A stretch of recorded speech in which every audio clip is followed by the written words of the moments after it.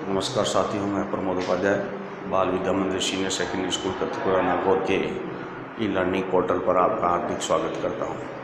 पिछले वीडियो में मैंने इसी पाठ का सेनापति जो पाठ है उसके बारे में पहला छंद बताया था। तो आज अपन उसी पाठ में से दूसरा छंद लेते हैं कक्षा 10 के लिए। तो इस छंद के अंदर कवि ने क्या बताया कि इस छंद में कवि ने भयंकर ग्रीष्म ऋतु को अपनी कल्पना और काव्य कौशल से वर्षा ऋतु का रूप दिया है इसके अंदर। यानी इसमें भयंकर ग्रीष्म ऋतु में क्या प्रकृति में परिवर्तन होता है और इसी छंद के द्वारा वर्षा ऋतु आने पर क्या प्रकृति में परिवर्तन होता है उसको बताया अपनी कल्पना और काव्य कौशल द्वारा। तो आइए देखते हैं इसमें क्या लिखा हुआ है कवि द्वारा। देखें छिति अंबर जले हैं चारों ओर छोर।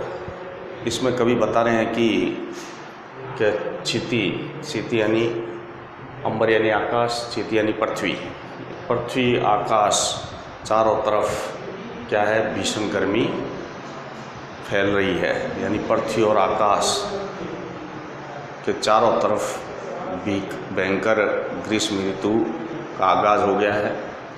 तीन तरबर सभी को रूप हरियो है। और इस भयंकर गर्मी की ऋतु के कारण जो घास है उनका जो हरा रंग है उसको हर लिया है, यानी उसको नष्ट कर दिया है, उसको जला दिया है। तीन तरबर यानी तीन यानी घास, तरबर सभी को रूप हर लिया है, यानी रूप हर लिया यानी सबका जो रंग तरबर हरा रंग जो है उसको नष्ट कर दिया, यानी उसको जला दिया है। भीषण गर्मी के कारण सभी घास प्रकृति के अंदर जो है वो जल जाती है, पेड़ पौधे जल जाते हैं। तो वही बताया इसमें कि भयंकर ग्रीष्म ऋतु आती है तो जो हरी घास है वो सब नष्ट हो जाती है और जल जाती है। महाजर लागे जोत भादव की होत चले। महाजर लागे, इस भयंकर ग्रीष्म ऋतु के अंदर जो सूर्य का ताप है वो ऐसा लग रहा है जैसे चारों तरफ वन के अंदर आग लग गई हो। जलद पवन तन सेक मानो प्रिय है। जलद पवन तन सेक मानो प्रिय है। और इसी भयंकर ग्रीष्म ऋतु के कारण जो है हवाएं भी गर्म हो जाती हैं और इन हवा गर्म होने से हमारे शरीर पर मानो ऐसा लग रहा है जैसे कोई सेक हो रहा हो, यानी शरीर सिक रहा है। इस प्रकार भयंकर गर्मी के कारण जो पवनें हैं वो भी गर्म हो जाती हैं और वो हमारे शरीर से स्पर्श करने पर हमें ऐसा लगता है जैसे मानो वो हमारी सिकाई हो रही हो। दारुण तरनी तरह नदी सुख पावे सब। दारुण तरनी तरह नदी सुख पावे सब। और सभी इस भयंकर ग्रीष्म ऋतु के कारण जो सूर्य की तप्त प्रकाश है या तप्त गर्मी है उसके कारण सभी क्या कर रहे हैं, वो सभी लोग जो है नदी में ही सुख पा रहे हैं, यानी नदी की ओर और नदी में ही रहने का प्रयास कर रहे हैं और नदी में ही उनको सुख मिल रहा है भयंकर ग्रीष्म ऋतु के कारण। सीरी घन छा चाहे वो ही चित्त दरियो है। और सभी लोगों को बादलों की छाया अच्छी लग रही है और पानी ही सबके मन को अच्छा लग रहा है। यानी बादलों की छाया, शीतल छाया जो है और पानी सबके मन को अच्छा लग रहा है इस भयंकर ग्रीष्म ऋतु के कारण। देखो चतुराई सेनापति कविताई कीजू। तो और कवि सेनापति कहना चाहते हैं कि देखो मेरी चतुराई जो मैंने इस कविता के अंदर अपने काव्य कौशलता के कारण मैंने इसको ग्रीष्म ऋतु को वर्षा ऋतु का रूप दे दिया है। सभी कविता प्रेमी इसको देखें। एक सेनापति कवि अपनी बढ़ाई करते हुए कह रहे हैं। ग्रीष्म विषम वर्षा की सम करियो है। यानी मैंने कवि कहते हैं कि मैंने गर्मी की ऋतु को वर्षा रूप दे दिया है। इस प्रकार की मेरी अपनी कल्पना और काव्य कौशलता की चतुराई है जिसके कारण मैंने इस प्रकार से ये गर्मी की ऋतु को वर्षा ऋतु में रूप दिया है। ये कवि अपनी बढ़ाई कर रहे हैं जो कविता प्रेमी हैं उनको कह रहे हैं कि मेरी कविता को देखें, किस प्रकार मैंने गर्मी की ऋतु को वर्षा ऋतु का रूप दिया है। तो इस प्रकार से ये गर्मी की ऋतु के बारे में बताया। अभी इसी को अपन सर्दी की ऋतु के बारे में लें, सर्दी की ऋतु के पक्ष में देखते हैं तो क्या कवि कह रहे हैं कि देख क्षिति अंबर जले हैं चारों ओर छोर। जब वर्षा ऋतु आती है, वर्षा ऋतु में जो पृथ्वी और आकाश है चारों तरफ बरसात की जड़ी लग जाती है। तिन तरबर सभी को रूप दरियो है, और जितनी भी घास है वो सब क्या हो जाती हैं, हरी हरी हो जाती हैं और उनका रूप निकल जाता है, यानी हरी रूप में वो धारण हो जाती हैं जब वर्षा ऋतु आ जाती है। महाजर लागे जोत भादव की होती चले, और इस प्रकार वर्षा ऋतु की जड़ी लगने पर जो भादव का महीना है उसमें बिजली जो चमकती है वो हमें दिखाई दे रही है। भादव के महीने में जो बरसात की जड़ी लगी हुई है, महाजर लागे ज्योति भादव की होती चले, यानी बरसात की जड़ी लग जाती है और भादों के महीने में बिजली चमकना शुरू हो जाती है। जलद पवन तन सेक मानो प्रिय है, और इस प्रकार जो शीतल पवन चलती हैं बादलों, वर्षा ऋतु में बादलों की शीतलता के कारण जो शीतल पवन चलती है, ठंडी पवनें चलती हैं, वो हमारे शरीर को सुख दे रही हैं। इस प्रकार से ये कवि ने इसको बताया है।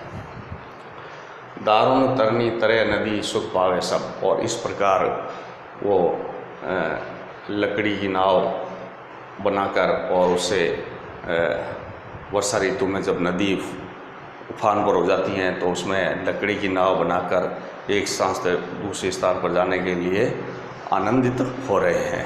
नाव बनाकर नदी को पार करने से आनंदित हो रहे हैं। सीरी गनछा चाहे वो चित दरियो है, और इस प्रकार बादलों की जो शीतल छाया हैं सबके मन को प्रसन्न कर रही हैं और सबके मन को हर रही हैं।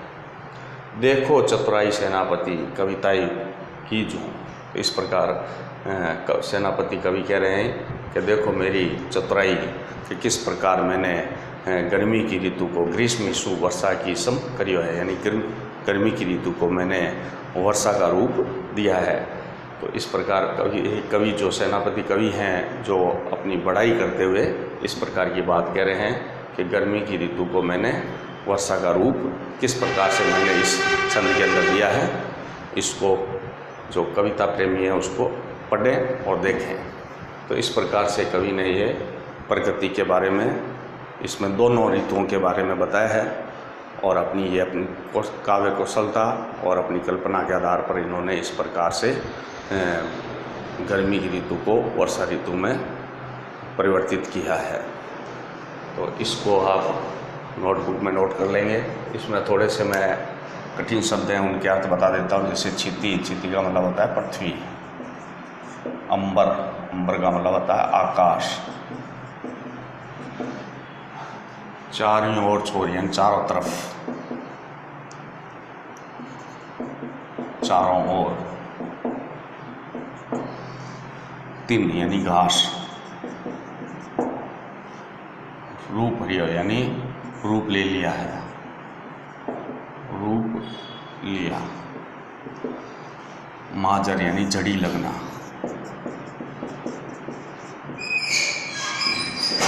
जड़ी लगना, यहाँ पर जड़ी लगना एक तो बरसात की ऋतु में बरसात की जड़ी लग जाती है, और यहाँ माजर का मतलब ग्रीष्म ऋतु के अंदर क्या होता है, क्या सूर्य की तप्त गर्मी।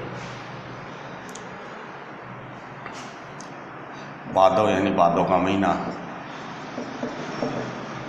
जलद, जलद यानी जलती हुई होता है ग्रीष्म ऋतु में, और वर्षा ऋतु में क्या होता है,